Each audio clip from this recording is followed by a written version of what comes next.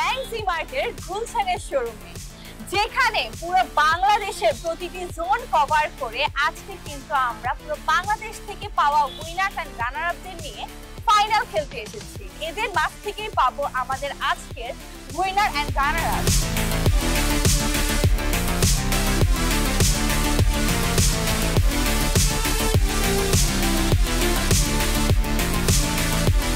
আমরা আসলে ডিসেম্বরের 7 তারিখে এই প্রোগ্রামটা শুরু করেছিলাম। So it's a 1.5 month journey. তো আমরা যেভাবে এক্সপেক্ট করেছিলাম, আলহামদুলিল্লাহ the programme went much better than our expectation.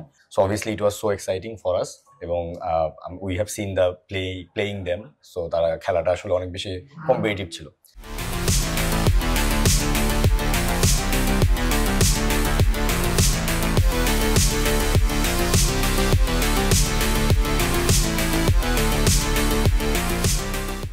Of course, I'm pretty much excited. Last time আমরা এই গেম শোটা করেছি on C3।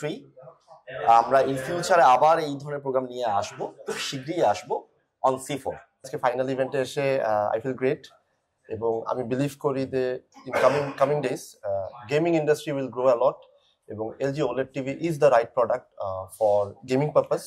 So it feels great. খুবই হাই কম্পিটিশন ছিল, এক্সপেকটেশন ছিল না অবশ্যই ফাইনালে আসবো, বাট এখানে আসলাম এখন।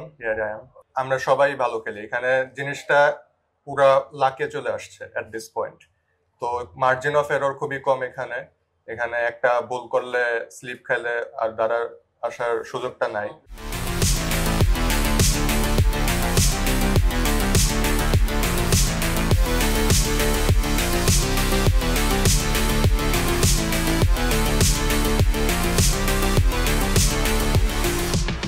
একটু এক্সাইটেড, যেহেতু রেজিস্ট্রেশন থেকে এই পর্যন্ত আসা এটা অনেক লং একটা জার্নি ছিল। তো এত বড় স্ক্রিনে ফার্স্টে আমি টুর্নামেন্ট এক্সপিরিয়েন্স করলাম।